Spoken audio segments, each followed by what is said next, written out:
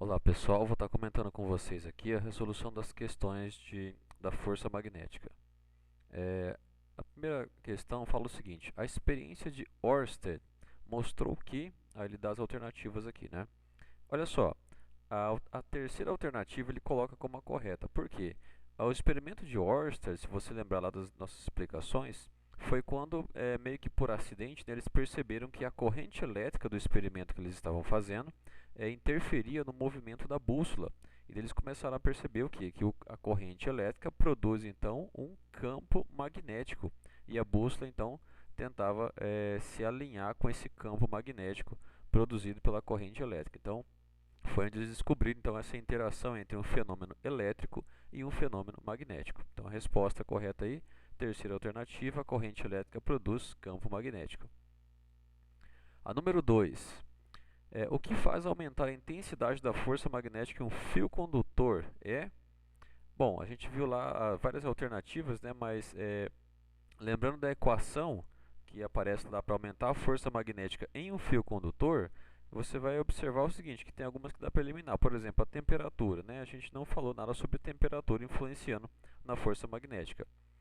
Diminuir o campo magnético também não, né? Essa força magnética ela é proporcional à intensidade do campo magnético. Então, se você quer aumentar a força magnética, você não pode diminuir o campo.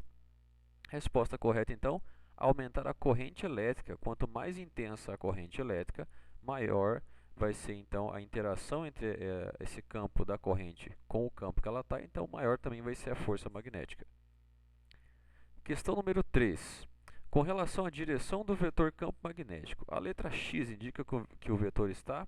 Nós vimos também que a representação dos vetores força magnética, campo magnético e velocidade em uma carga, eles são representados de maneira perpendicular entre si. Então, um deles sempre fica representado como se estivesse entrando ou saindo do plano do papel ou da tela que você está representando. E a gente usa as letrinhas, né? O X para indicar que ele está entrando no plano da tela ou da folha e o pontinho para representar que ele está saindo.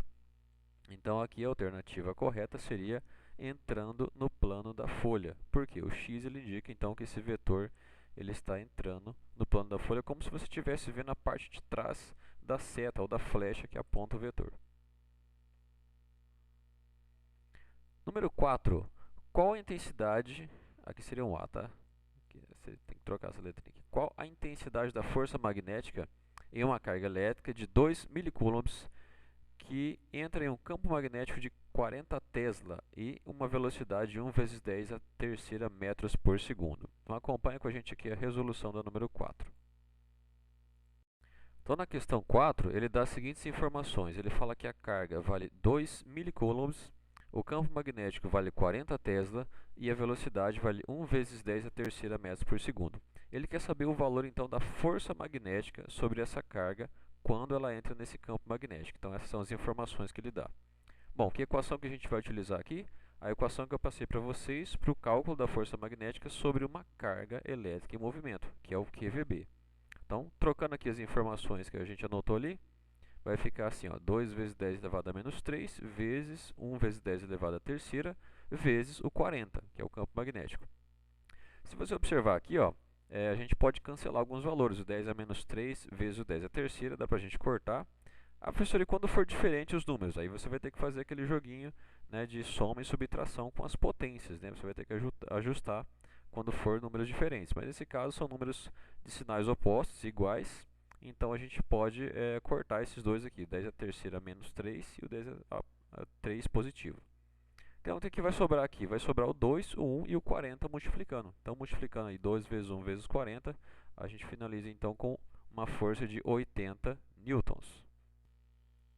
Então, a resposta aí, terceira alternativa, 80 newtons. Número 5.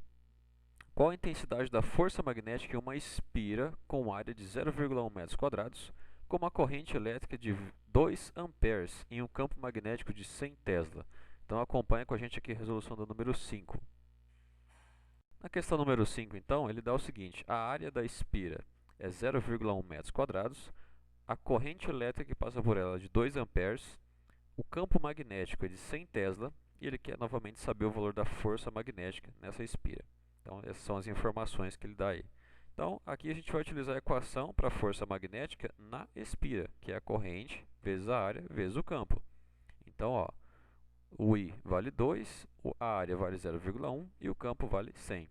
Então, se você multiplicar aí 2 vezes 0,1 vezes 100, você vai encontrar o valor de 20 newtons. Então, como nós vimos aqui, resposta 20 newtons, segunda alternativa.